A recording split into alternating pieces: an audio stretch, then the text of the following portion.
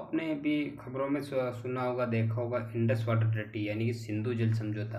तो सिंधु जल समझौता क्या है? सिंधु जल समझौता सन सितंबर 1960 के अंदर भारत पाकिस्तान के बीच में वर्ल्ड बैंक की मध्यस्थता से इन दोनों के बीच में समझौता हुआ। उसमें क्या था कि 6 नदियाँ सिंधु, झेलम, चेनाब, रावी, व्यास और सतलज, जिसमें सिंधु, झेलम, चेनाब जो 3 नदियाँ हैं ना, उसका पानी पाकिस्तान को, झेलम, चेनाब और रावी, सॉरी, सिंधु, झेलम, चेनाब तो पाकिस्तान, रावी, व्यास और सतलज जो 3 नदियाँ हैं ना, वो भारत में। इसमें है कि 80% पानी जो फर्स्ट 3 नदियाँ हैं ना, वो पाकिस्तान को दिया जाएगा और 20% पानी भारत को दिया जाएगा।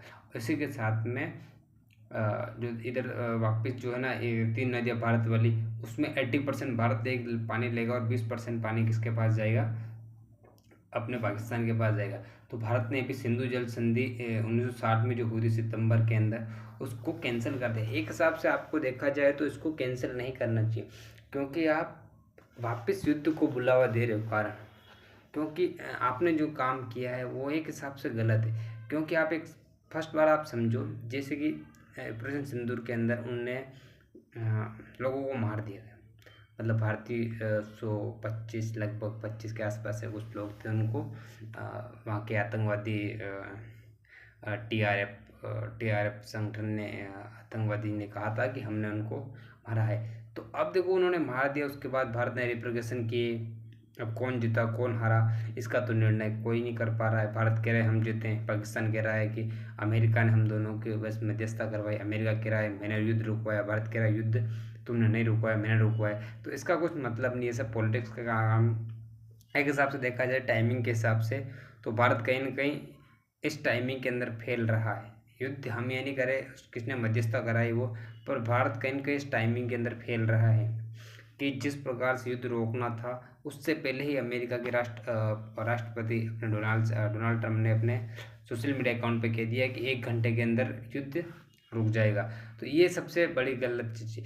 कारण ये था कि हमारे भारत के अंदर, सॉरी, भारत पाकिस्तान के अंदर 1971 में एक डिक्लेरेशन हुआ था, लाहौर डिक्लेरेशन, सॉरी ऐसा कुछ नाम पता नहीं, अभी रिकॉल नहीं कर पा रहा हूँ। वरना उस समझौते के तहत कि अगर कश्मीर मुद्दा जो है ना वो इंटरनेशनल नहीं होगा, और अगर कहीं पे भी बात बनेगी तो कश्मीर मुद्दे के ऊपर भारत और पाकिस्तान दोनों मिलकर, दोनों की मध्यस्थता से कोई भी एक्शन लिया जाएगा। विदेशी किसी भी ताकत को हम उसके अंदर नहीं लेंगे। तो इसमें इसने डोनाल्ड ट्रंप को, पाकिस्तान ने तो सीधा ही बोल दिया कि डोनाल्ड ट्रंप, अमेरिका ने हमारे बीच मध्यस्थता करवाई थी।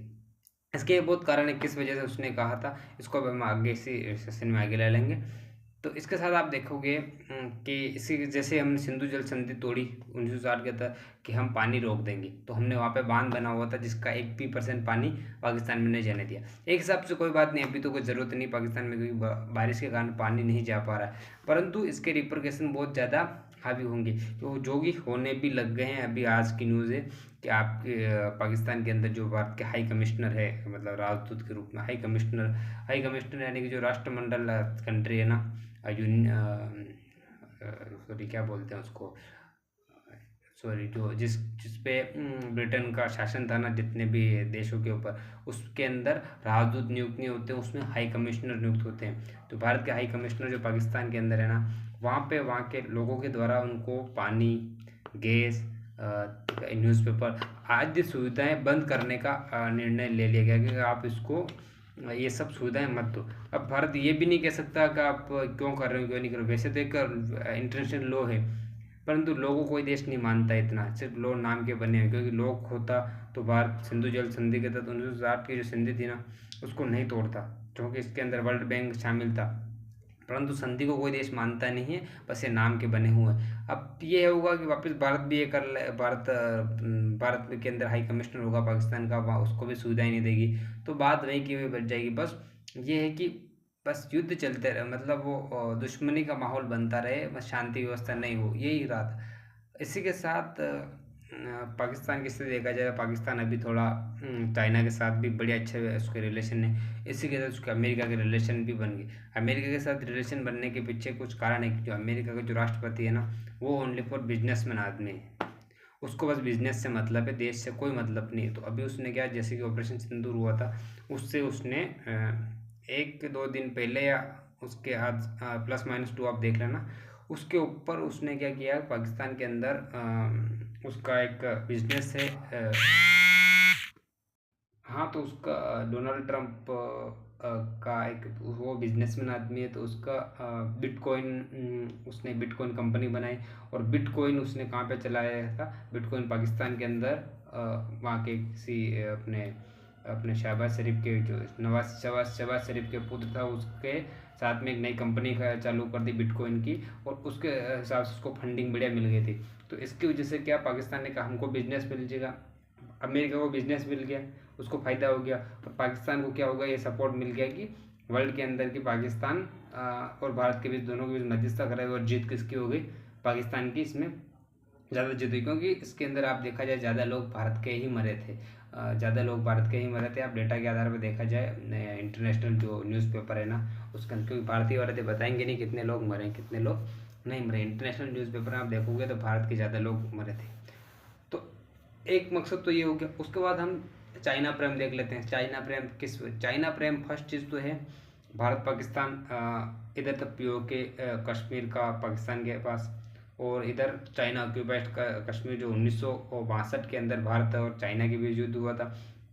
इसका युद्ध के पीछे कारण ये था कि अपने दलाई लामा जो तिब्बत के थे, वो भारत के अंदर शरण लेने के लिए आ गए थे। तो जिसकी वजह से क्या, भारत चाइना के बीच एक पंचशील समझौता 1955 के अंदर था, जिसको कि क्या फिर भारत ने एक हिसाब से देखा जाए तो दलाई लामा को कानून के हिसाब से तो शरण नहीं देनी चाहिए थी, परंतु कानून के हिसाब से दूसरी बात मानवता और सबसे बड़ी चीज़ का दलाई लामा जो बौद्ध धर्म के मतलब लीडर है। और उसके साथ क्योंकि भारत के अंदर ही बौद्ध धर्म की क्या उत्पत्ति हुई, अगर दलाई लामा को भारत में शरण नहीं दी गई तो इंटरनेशनल चीज़ भी जाएगी कि भारत एक मानवता का समर्थक नहीं है, अपने फायदे नुकसान के लिए देश के साथ रिश्ते रखता है। इसकी वजह से दलाई लामा को भारत के अंदर शरण दी गई, जिसकी वजह से चाइना गुस्सा हुआ था और उसने भारत के ऊपर आक्रमण कर दिया था 1962 में। अब आप एक बार समझ लो कि और इसी के साथ आप उसने अक्साई चीन को अपने कब्जे में ले लिया। इसी के साथ आप देखना पंचशील समझौता था 1955 के अंदर।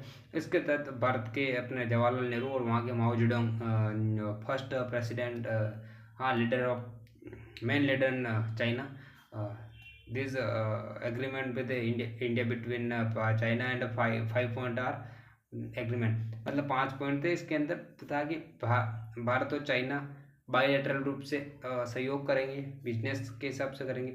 उसके साथ आप भारत पाकिस्तान एक दूसरे के आंतरिक मामले में कोई हस्तक्षेप नहीं करेगा। भारत चाइना और ताइवान उसको एक ही देश मानेगा, चाइना ही मानेगा, ताइवान को अलग नहीं मानेगा। इसी के साथ चीन ने कहा था कि भारत और कश्मीर को हम अलग अलग नहीं मानेंगे और कश्मीर को भारत का हिस्सा ही मानेंगे। ये एग्रीमेंट हुआ था, परंतु 1962 के अंदर ये एग्रीमेंट टूट चुका था। इसी के साथ युद्ध हुआ और भारत और चाइना के बीच वो खटास तब से होगी। उसी के साथ कुछ अरुणाचल प्रदेश का क्षेत्र भी उसने कब्जा हुआ है।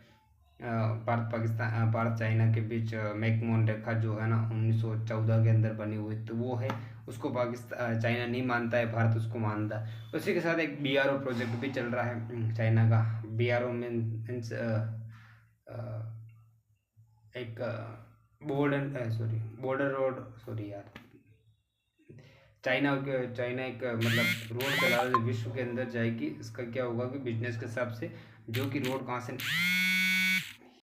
जो सड़क की आप देखोगे, ये सड़क पाकिस्तान के POK के अंदर होकर निकल रही है, तो इसकी वजह से भारत और उसके बीच में बड़े अच्छे व्यवहार है। उसी के साथ आप देखोगे कि चाइना ने ब्रह्मपुत्र नदी, जो कि तिब्बत से निकलती है मानसरोवर की झील से, और ये चाइना होकर असम से भारत के अंदर क्या करती है, प्रवेश करती है। तो वो ही चीज़ क्या हो गई, आप देखोगे फिर तो वो वहाँ पर उसने विश्व का सबसे बड़ा बांध बनाने जा रहा है। अब आप देख के समझ सकते हो, इतना बड़ा बांध है कि वहाँ पर पानी इकट्ठा होगा, तो जिससे कि वो पृथ्वी की जो गति है ना, वही प्रभावित हो सकती है। इतना बड़ा बांध है जिसको वो उसका मकसद है इलेक्ट्रिसिटी। परंतु भारत ने सिंधु जल संधि 1960 के तहत जो जो डिमोलिश की है संधि, तो उसका कहीं ना कहीं रिप्रकशन भारत को मिलेगा, क्योंकि बाढ़ की समस्या असम के अंदर आनी ही आनी है, क्योंकि वहाँ पे इतना बड़ा बांध है, उसको पानी को रोक रखा, अगर भारत पाकिस्तान के बीच या फिर चाहे चाइना के बीच में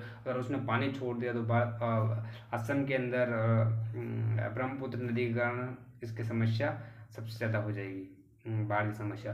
तो इसी के अंदर देखो इंटरनेशनल रिलेशन है, और सबसे बड़ी चीज़ इंटरनेशनल रिलेशन में कोई किसी का दोस्त नहीं होता है, कोई किसी का शत्रु नहीं होता है, बस समय परिस्थिति के हिसाब से अपने को एक्शन लेना पड़ता है।